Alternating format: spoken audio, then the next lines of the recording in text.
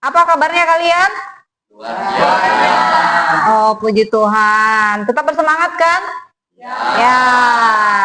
Oke, sebelum kita memulai pelajaran kita pada hari ini, Ibu mau minta Rendra untuk pimpin kita dalam berdoa. Silakan Rendra.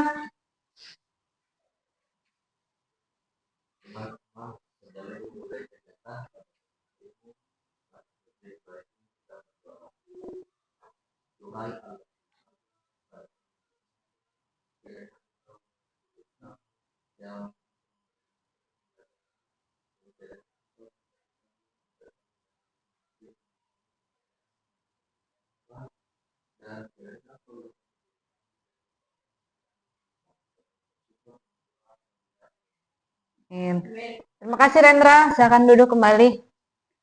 Oke, pada hari ini kita belajar mengenai sistem pencernaan. Ya, sebelum kita memulai pelajaran, Ibu mau absen kalian terlebih dahulu. Lisa. Hadir. Kesia. Hadir. Naura. Hadir. Rendra. Hadir. Airil.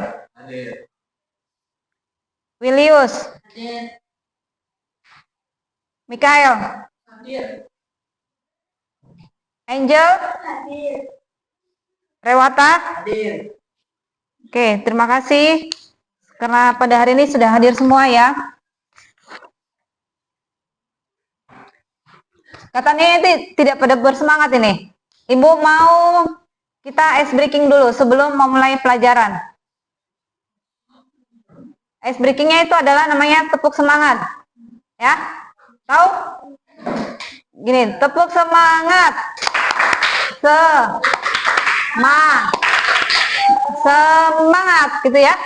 Oke, kita mulai. Tepuk semangat. Semangat. Ya.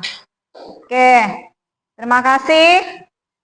Pada hari ini sebelum kita memulai, Ibu mau bertanya terlebih dahulu ke kalian. Apa fungsinya kita sarapan pada pagi hari? Ada yang tahu? Biar semangat. Biar bersemangat. Nah, biar berenergi. Ada lagi yang lain? Supaya tidak sakit perut, tidak kelaparan. Terus apa lagi? Ya, fokus dalam pembelajaran. Ya, apa Mikael? Tidak mengantuk. Ya, tidak mengantuk, betul. Nah, itulah tujuannya kita sarapan pagi ya, supaya kita mempunyai energi. Karena makanan yang kita makan itu akan memberikan energi pada tubuh kita sehingga kita lebih fokus dalam belajar, bisa bersemangat. Ya. Oke. Ibu akan sampaikan tujuan pembelajaran kita, yaitu yang pertama, mengetahui nutrisi yang ada dalam makanan. Nah, nutrisi dalam makanan itu apa aja? Ada yang mengandung karbohidrat, ada yang mengandung vitamin, ada protein. Nah, itu di situ nanti kita akan pelajari. Terus yang kedua, menjelaskan tentang sistem pencernaan makanan. Nah, apa aja yang ada dalam sistem pencernaan makanan dalam tubuh kita? Seperti apa? Mulut. Apalagi? Kerongkongan, usus, ya, dan lain-lain. Yang ketiga, tujuannya mengetahui kelainan atau penyakit yang berhubungan dengan sistem pencernaan makanan. Ya. Nah, nutrisi apa aja yang ada dalam makanan? Ya, ada 4. Karbohidrat, protein, lemak, dan vitamin. Contohnya, ada yang tahu karbohidrat? Nasi, ya. Singkong, betul. Apalagi? Hah? Kentang. Hah? Wortel enggak? Wortel dia vitamin. Apalagi? Ya, roti. Jadi semua makanan yang mempunyai unsur polisakarida atau karbo ya, yang mengandung karbo. Itulah yang dikatakan sebagai nutrisi karbohidrat. Nah, di dalam karbohidrat itu terdapat ada namanya gula alami dan gula tambahan. Gula alami itu apa? Yang terdapat dalam terdapat dalam makanan. Ya, contohnya buah-buahan, itu ada gulanya kan? Nah, itu. Kalau gula buatan ada ya yang gula yang pemanis kayak yang ditambahkan ke makanan. Jadi bukan gula yang ada pada makanan itu sendiri ya. Itu juga mengandung karbohidrat ya. Terus bagaimana dengan protein? Protein terbagi atas berapa? 2. Terbagi atas 2. Protein apa aja? Nabati dan hewani. Nabati terbuat dari tumbuh-tumbuhan, betul. Contohnya apa? Contohnya apa?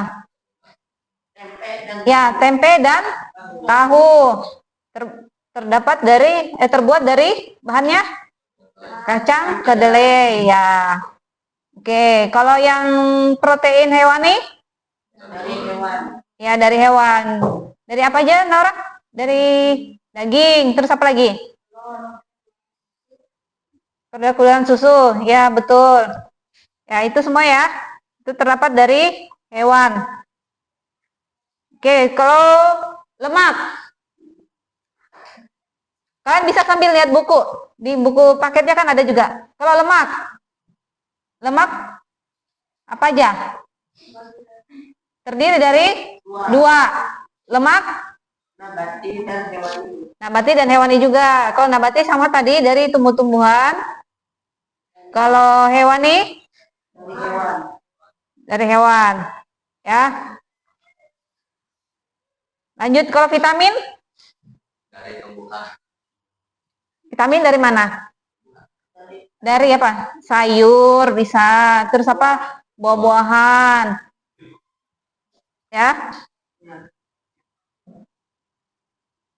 Oke, sebelum makanan itu bisa terserap di dalam tubuh, ini kan makanan yang kita makan itu dia dalam bentuk namanya makromolekul. Nanti itu akan dirubah menjadi mikromolekul. Nah, makro itu adalah suatu makro kan artinya besar ya.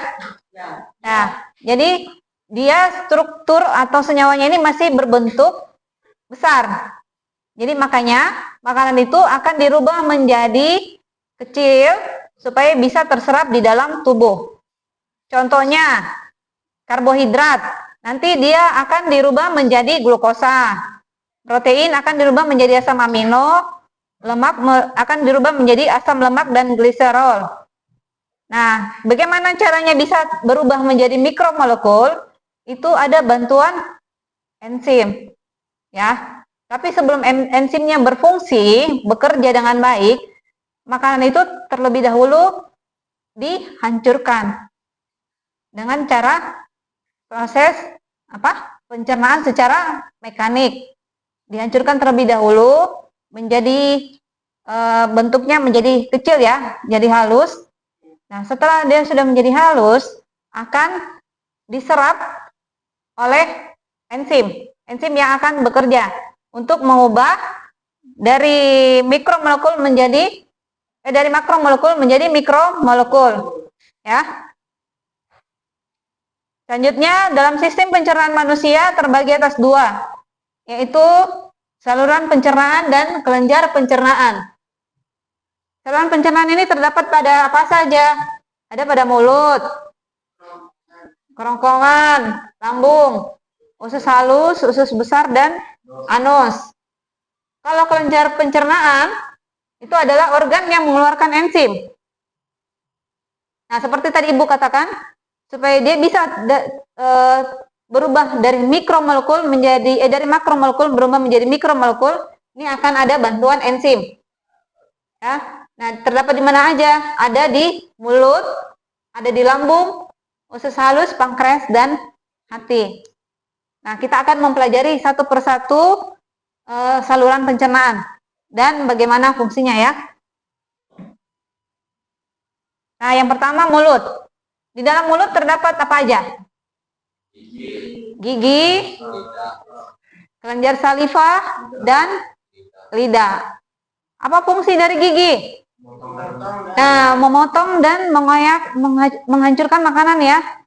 Karena kan kalian nggak mungkin masukkan makanan dalam ke lambung itu dalam kondisi yang besar, ya kan?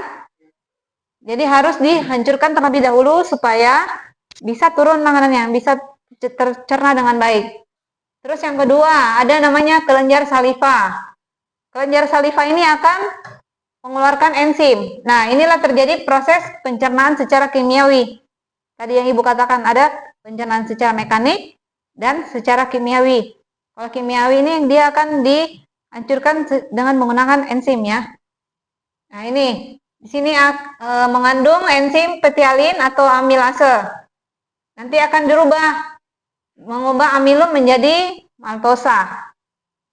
Ya, maltosa ini nanti yang akan dibutuhkan oleh tubuh kita. Ya. Setelah itu lidah. Lidah fungsinya apa? Untuk memindahkan makanan dalam mulut.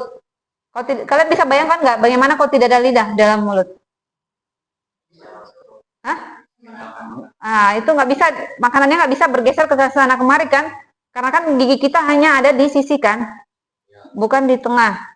Jadi untuk bisa makanannya pindah, bisa terkunyah dengan baik, itu adalah ada bantuan dari lidah. Nah, setelah makanan menjadi lembek, nanti akan terbentuk di dalam lidah ini ya, akan membentuk seperti bulat. Itu yang dikatakan sebagai bolus. Ya. Jadi kalau makanannya udah berbentuk bulat, dia dikatakan sebagai bolus. Oke. Setelah di dalam mulut, makanan itu akan turun ke faring atau kerongkongan. Faring dan esofagus. Esofagus ini dia di bagian bawah ya. Kalau ini faring, kerongkongan.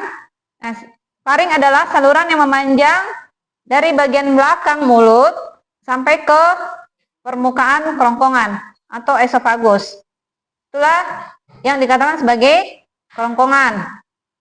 Nah, kemudian di dalam esofagus ada, supaya makanannya ini bisa turun ke lambung, ada namanya gerakan peristaltik. Jadi dia akan gerakan mendorong ke bawah menuju ke lambung. Itu di dalam esofagus ya. Kita lanjut, kemudian setelah makanan dari kerongkongan akan masuk ke lambung. Apa yang terjadi di lambung? Di lambung ada terjadi dua peristiwa, yaitu pencernaan secara kimiawi dan pencernaan secara mekanik. Ya. Nah, di yang mekanik, otot lambung akan berkontraksi, mengaduk bolus tadi yang makanan yang sudah berbentuk bulat-bulat ya, dia akan mengaduk bolus dan sehingga bolusnya akan hancur. Kemudian setelah hancur, nanti ada getah lambung. Getah lambung ini getah lambung ini ada 3 ya, asam klorida, pepsin, dan renin. Ini mempunyai masing-masing fungsi. Di mana asam klorida atau HCl fungsinya itu akan membunuh kuman. Jadi makanan yang kita makan itu nanti akan dimatikan dulu kumannya ya sebelum diserap nutrisinya dengan menggunakan asam klorida. Kemudian ada namanya enzim pepsin, itu akan mengubah protein menjadi pepton. Kemudian enzim renin akan mengendapkan protein susu. Jadi kalau ada protein yang kita makan, dia akan melakukan pengendapan, ya. Nah, di situ terjadi bolus akan menjadi kimus atau bubur usus. Jadi akan menjadi lebih hancur lagi. Karena ada proses tadi secara mekanik, makanannya akan menjadi hancur, kemudian ada pencernaan secara kimiawi. Nah, enzim tersebut yang akan mengubah. Oke, kita lanjut. Setelah dari lambung, masuk ke usus halus. Di usus halus terdiri atas berapa? Ada berapa? Ada 3, yaitu duodenum, jejunum, dan ileum. Duodenum, jejunum, ileum. Kalau misalnya kalian nggak hafal, bisa hafal ininya aja, bahasa Indonesianya. Usus 12 jari, usus tengah, dan usus penyerapan. Ya. Nah, di dalam usus 12 jari ada namanya saluran pankreas dan empedu. Ada yang pernah dengar pankreas dan empedu? Pernah ya? Nah, apa fungsinya? Apa fungsinya saluran pankreas dan empedu? Nah, di dalam pankreas dia terdapat ada 3, tripsin, enzim tripsin, enzim amilase, dan lipase. Enzim tripsin fungsinya untuk memecahkan pepton menjadi asam amino. Ini supaya nutrisinya bisa diserap oleh tubuh. Jadi dia akan dirubah menjadi asam amino. Kemudian yang amilase memecahkan amilum. Nah, amilum ini nanti kita bisa ngecek ya. Ini nanti kita akan lakukan eksperimen. Amilum itu adalah kandungan karbohidrat. Ya. Amilum akan menjadi maltosa, dan enzim lipase fungsinya untuk memecahkan lemak menjadi asam lemak dan gliserol. Nah, sementara kantong empedu, apa fungsinya kantong empedu? Kantong empedu ini akan mengemulsi lemak agar lebih mudah dicerna oleh enzim. Jadi di dalam dalam sistem pencernaan makanan kita banyak enzim-enzim ya yang dapat mengubah dari makromolekul menjadi mikro agar bisa lebih mudah dicerna. Ya. Nah, ini ada gambarnya. Kalian bisa lihat bagian atas itu adalah hati. Kemudian di bawahnya kantong empedu. Nah, itulah kantong empedu nanti yang akan mengemulsi lemak agar lebih mudah dicerna. Setelah itu masuk ke pankreas. Nah, nanti dari pankreas ini dia akan masuk ke duodenum atau usus 12 jari. Ya. Jadi tadi habis dari lambung, ini makanannya akan ke saluran pankreas dan empedu. Setelah itu baru masuk ke usus 12 jari. Kemudian masuk ke usus tengah. Oh, ini tidak terlalu kelihatan sini ya. Masuk ke usus tengah. Nah, di dalam usus tengah terjadi pemecahan zat makanan sebelum diserap oleh tubuh. Kemudian masuk ke usus penyerapan. Dan usus penyerapan, disitulah makanan akan diserap. Lanjut masuk ke usus besar. Nah, usus besar ini kan kalau misalnya makanan sudah diambil sari-sarinya kan, nah sisa-sisanya itu akan masuk ke usus besar. Nah, ini ada gambar, kalian bisa lihat. Di dalam usus besar ini ada namanya kolon, kolon naik, kolon mendatar, dan kolon menurun. Ada 3. Di usus besar itu ada 3. Kolon naik, kolon mendatar, kolon menurun. Jadi dari yang kecil-kecil ini adalah usus halus, dia akan masuk ke kolon naik. Setelah itu ke kolon mendatar, kemudian ke kolon menurun. Nanti pembuangan akhirnya adalah di anus. Yang ini, anus. Ya. Nah, apa yang terjadi di usus besar?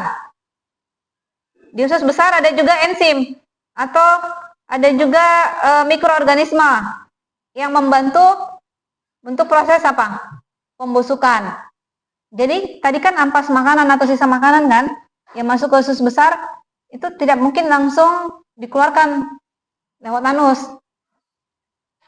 Nanti akan susah kalian. Jadi harus ada bakteri terlebih dahulu yang menghancurkan sisa makanan tersebut supaya lebih mudah dikeluarkan lewat anus. Bakteri apa? Yaitu bakteri Escherichia coli. Ya. Nah, itulah tadi saluran pencernaan yang kita telah pelajari. Tadi mulai dari apa? Dari mulut, terus ke kerongkongan, setelah itu ke lambung, setelah lambung usus halus, usus besar, dan terakhir di pembuangannya adalah anus.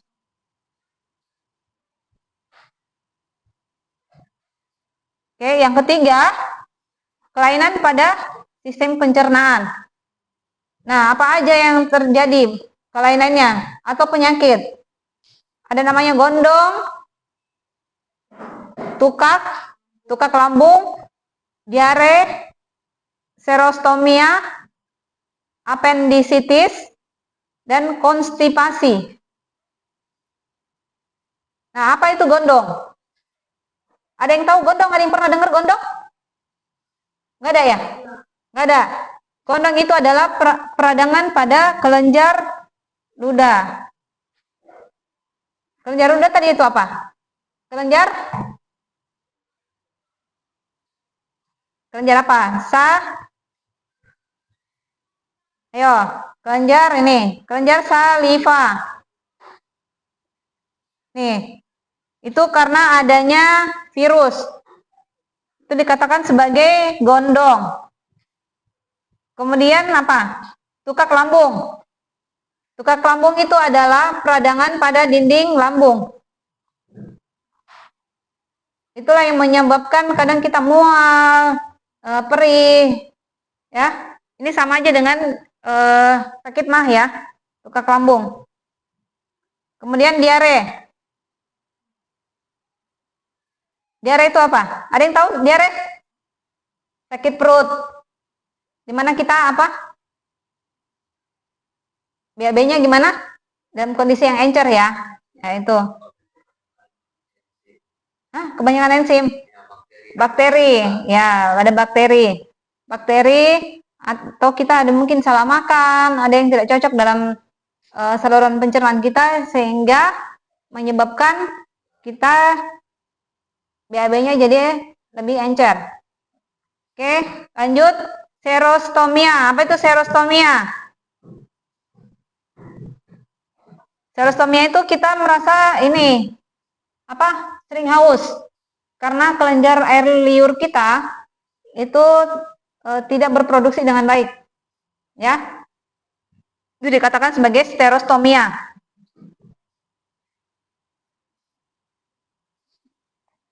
Terus konstipasi. Konstipasi itu apa? Ada yang pernah dengar? Konstipasi. Itu kesulitan buang air besar. Ya. Itu BAB. Oke. Sudah selesai. Ada yang mau bertanya mungkin mengenai pelajaran ini?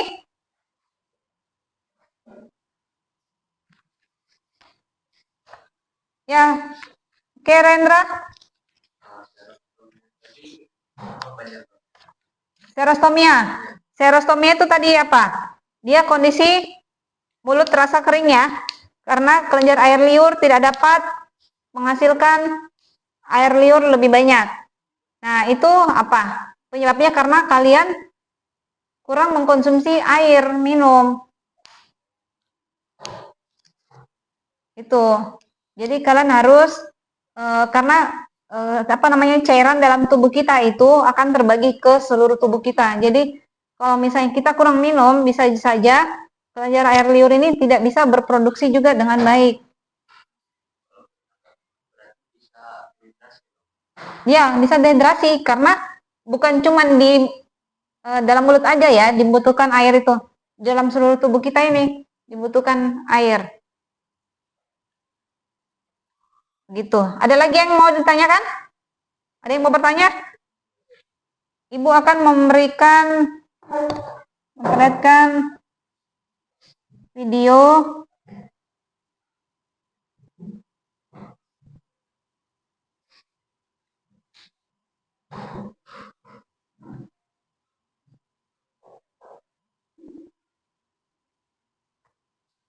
kalian bisa nonton dulu ya. Ini mengenai perjalanan makanan. Supaya tadi kan kalian sudah mempelajari secara teorinya ya. Tapi kalian belum bisa membayangkan gimana sih ini bentuknya usus, bagaimana bentuknya pankreas. Nah, kalian bisa nonton terlebih dahulu.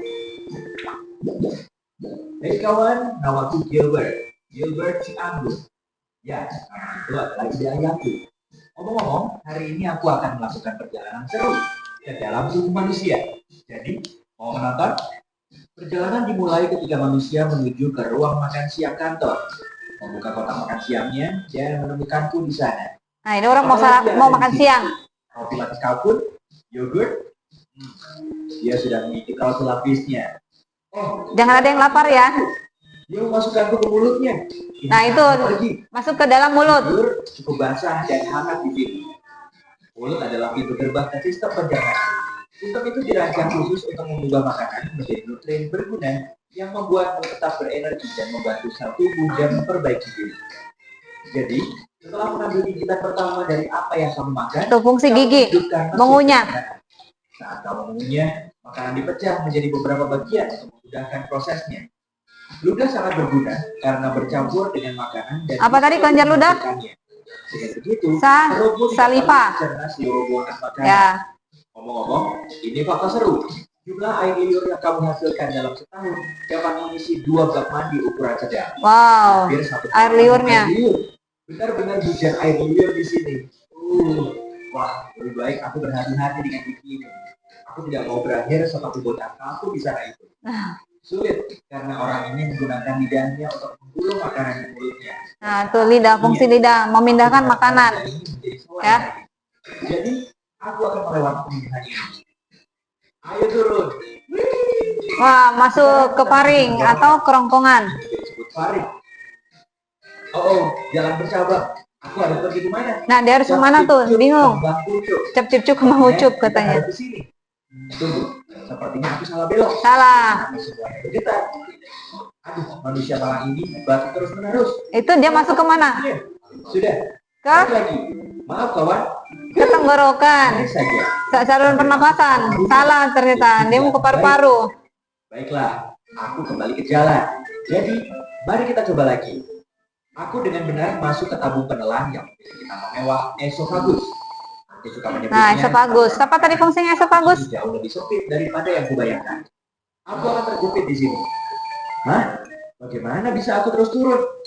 Ah, begitu. Otot-otot di dinding esofagus ini meremas di belakangku. Nah, dia akan memberikan gerakan peristaltik. Yang disebut peristaltik. Nah, peristaltik. Apa peristaltik? Sistem pencernaan.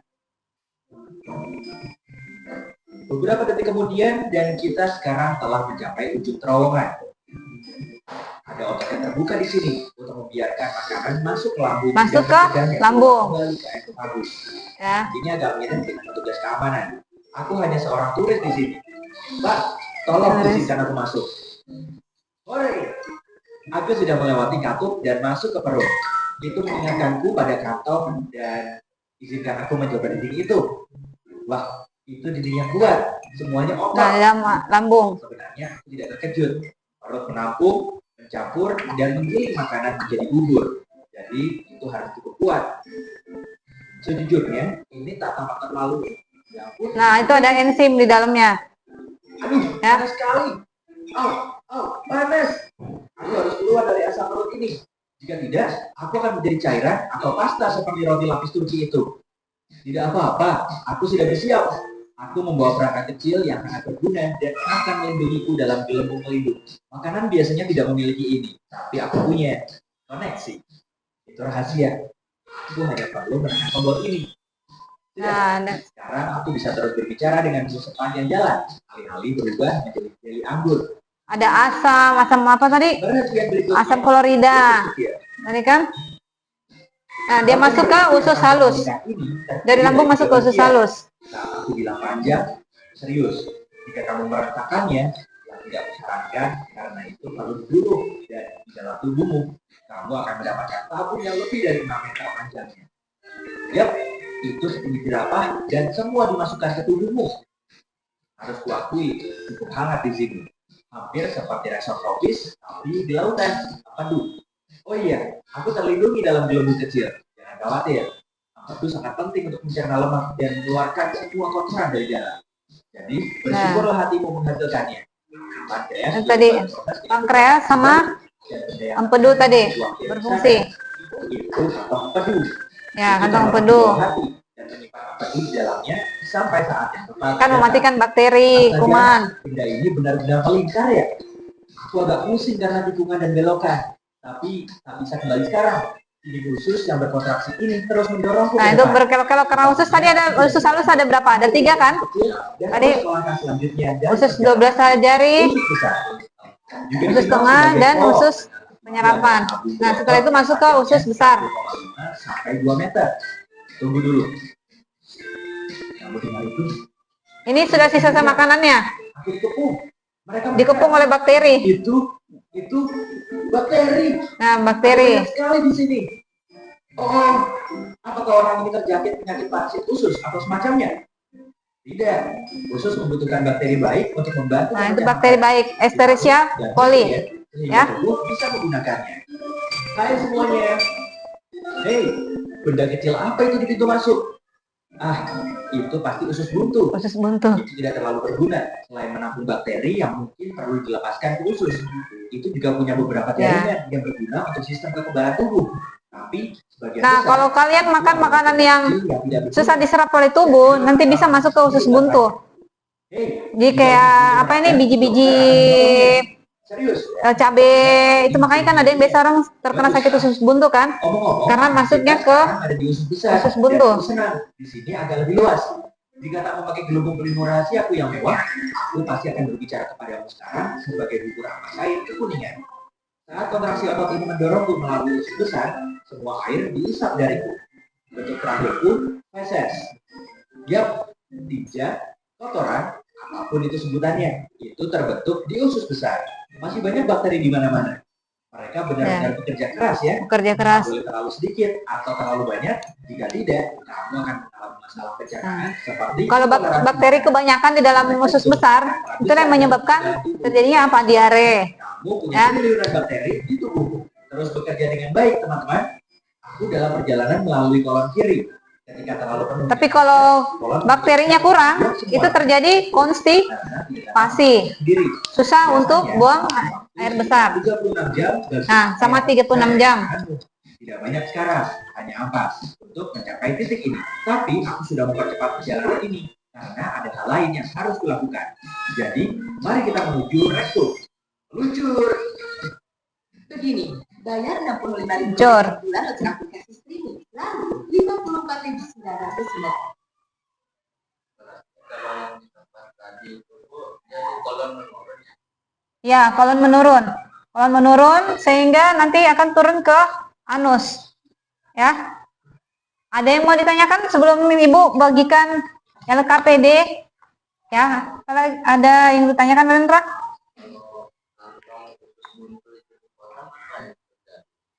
Kalau kantong usus buntu itu dipotong, sebenarnya sih dia nggak terlalu berfungsi banyak ya, cuman nanti akan akan mengurangi, membantu untuk menawarkan racun di dalam tubuh, gitu. Kalau misalnya kantong usus buntunya dipotong, nanti malah jadi bakteri yang ada di racun yang ada di dalam usus besar itu nanti akan susah untuk dikalahkan juga, gitu. Ada lagi yang mau tanya? Tadi aja mau bertanya ya? Enggak? Yang lain? Tidak ada? Ya, Ibu akan bagikan LKPD. Kalian kerjakan per kelompok. Nanti tulis namanya kalian masing-masing.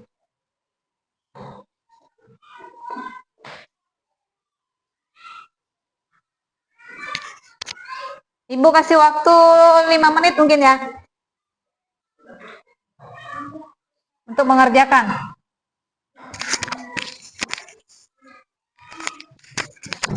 Silakan kalian lihat. Ya, nama kalian bertiga. Itu adalah saluran pencernaan. Nanti kalian tinggal tulis apa nama dari arah panahnya itu. Tanda panahnya. Kamu kelas 8 kan?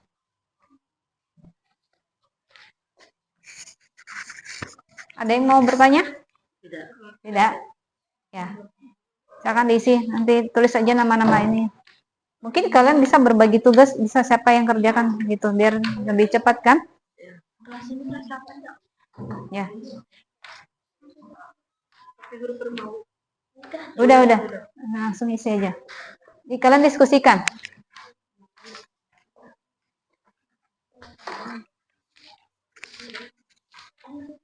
Ini bagi tugas mungkin di sini Hairil yang ngerjakan.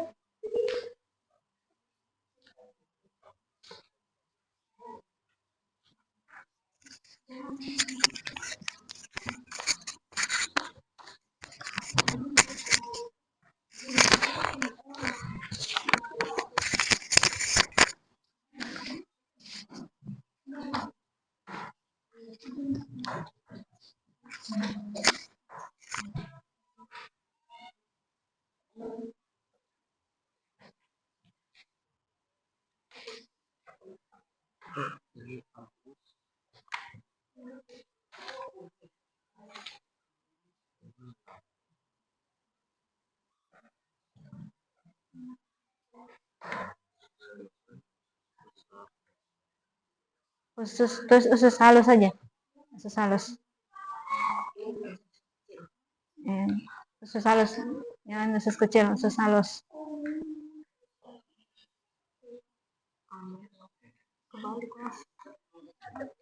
Ya nggak apa-apa. Ini aja coret aja. Ini kedua nggak sama dia. Hah? Abang ini nggak. Kedua nggak apa. Nah, ini kan fungsinya. Kalian baca dulu fungsinya apa, baru tulis nama organnya. Tadi kan udah dijelasin.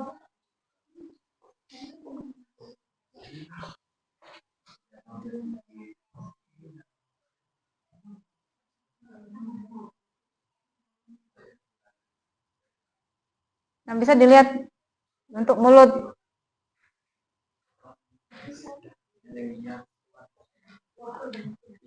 Biar dibagi tugas supaya bisa cepat selesai.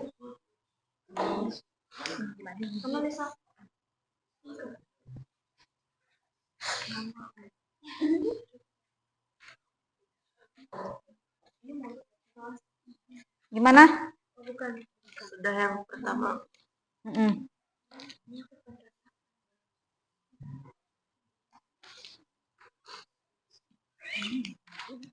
Ini tempat masuknya makanan. Nah, tempat masuknya makanan itu apa? Yang ada giginya. Iya, langsung tulis saja. Apa? Mulut.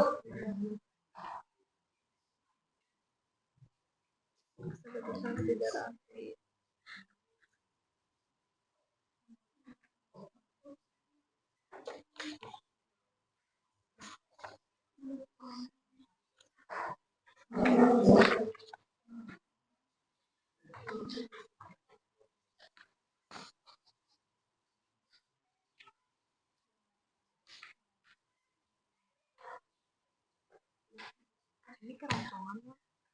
Ini kerongkongan. Menyalurkan makanan dari mulut ke lambung. Ya, dengan gerakan peristaltik. Ya. Apa yang cari coba? Berarti kalau yang ini berarti ini usus besar. Ya, usus besar. Yang di tengah-tengah ini adalah usus halus. Berarti kayak gini. Ya, ini tadi kolon naik, kolon mendatar, kolon menurun. Nah, ini anus. Ya, untuk mengeluarkan. ya, untuk mengeluarkan BAB.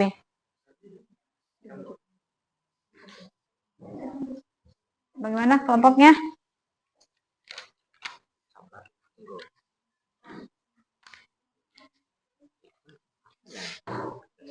Tempat pencampuran makanan dengan enzim. Nah, yang ada tadi pankreas, empedu itu apa? Iya, di usus apa? Usus? Nah.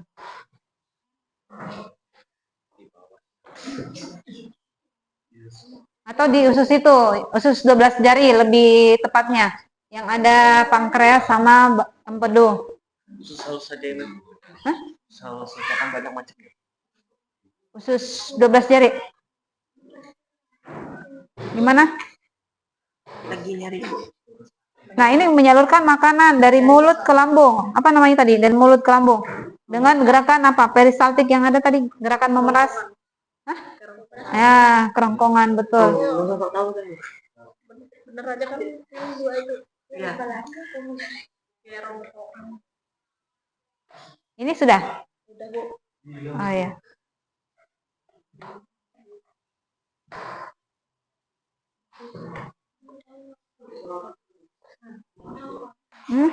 Apa ini? Tempat pencampuran makanan dan enzim dari pankreas dan batu empedu serta penyerapan asam gizi. Usus 12 jari. Usus halus. Iya, Usus halus. usus halus. Oh ini ya, ternyata dia Colon ya? Iya, colon pernah tulisannya. Colon menurun. tempat feses sementara sebelum dikeluarkan. Iya. Terakhir Atau bisa dibilang ini usus besar aja di sini, usus besar. Iya. Ya, usus besar. ya. Mana? Ini penyerapan benar tadi. Mana? Menyerap air dan mineral dari sisa makanan. Menyerap air dan mineral dari sisa makanan loh. Berarti benar. Air dan mineral dari sisa makanan. Ini dari sisa makanan. Bukan. Hah? Itu yang saat makanan. Ini sisa makanan. Iya. Besar. Khusus penyerapan kah? Besar. Yang bujur-bujur, Renda. Pusing pala nih. Lagi banyak kerjaanku dari rumah. Nah, ini lagi. Udah terus. Ya. Tolong dulu enggak? Udah. Menyerap air dan mineral untuk sisaan tadi usus besar kan? Iya, itu di usus besar. Ini kan dia dari sisa makanan yang dimaksud di sini, bukan makanan.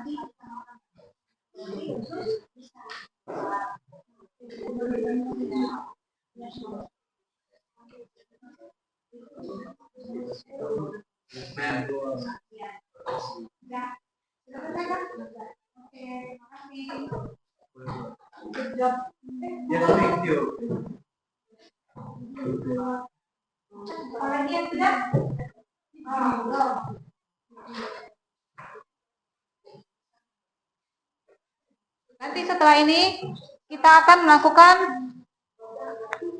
eksperimen. Kita akan melihat bagaimana terjadi perubahan warna. Kan dalam reaksi kimia itu salah satu parameternya adalah terjadi perubahan warna.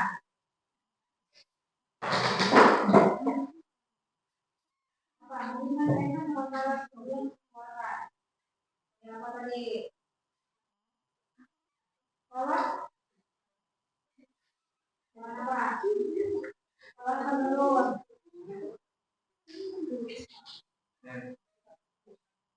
Ya.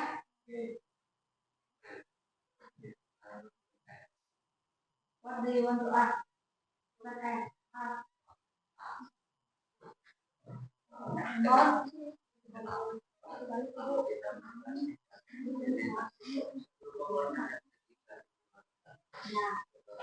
Nah,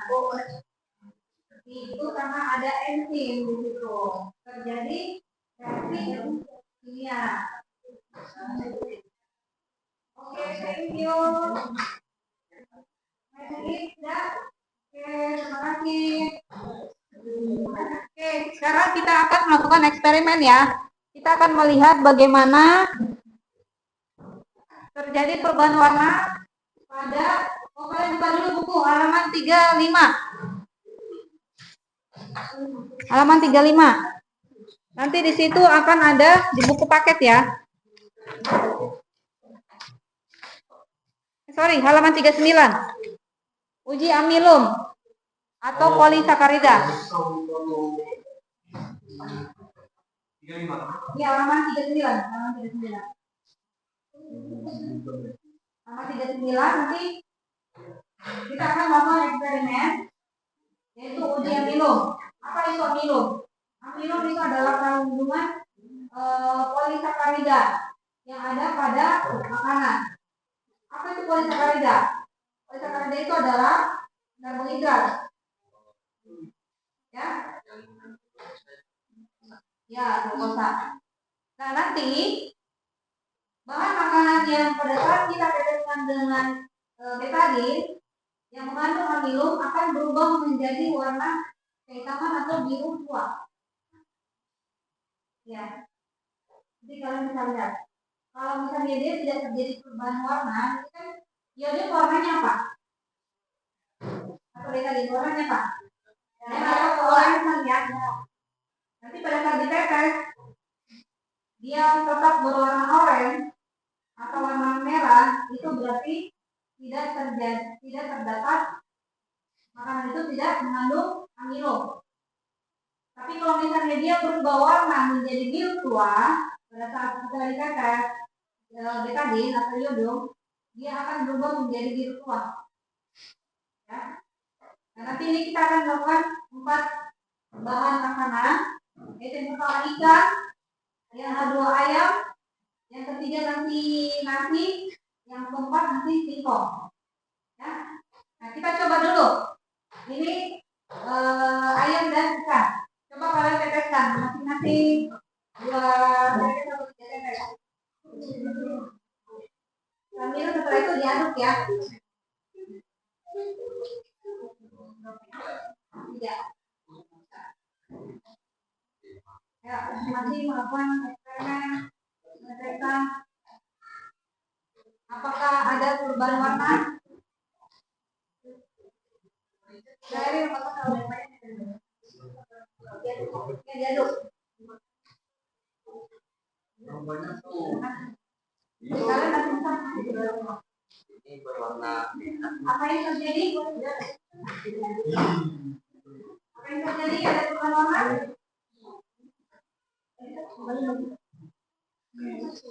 Kurang ya? Masih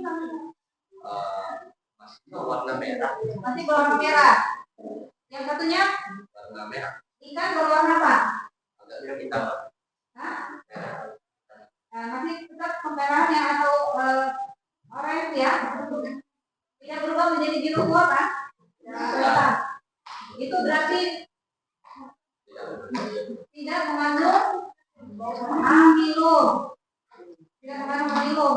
Karena ini adalah apa? Protein. Ya kan? Jadi tidak berubah warna. Ya. Sekarang coba kalian buang itu. Dikumpulkan dalam satu tempat. Dikumpulkan. Terus dilap, yang satunya dilap. Ini dilap.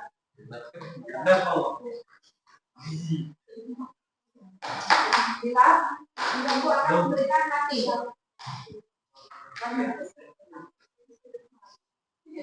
Udah, bisa ngomongnya. Tetap yang warnanya oranye. Ya, kalian dulu. Sudah, aku. Tadi kayaknya ada sabun lagi. Sudah? Ibu akan memberikan kalian nasi.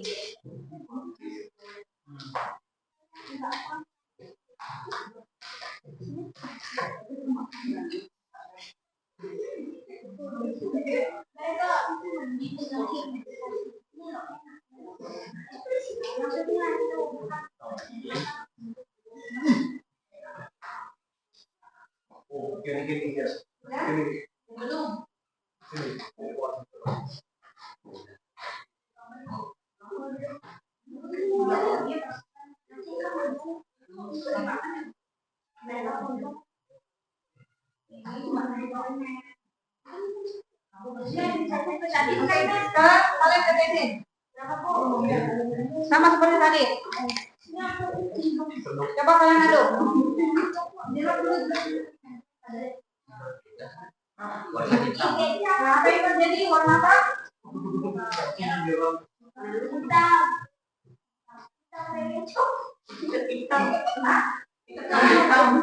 Hitam atau biru? Biru tua ya.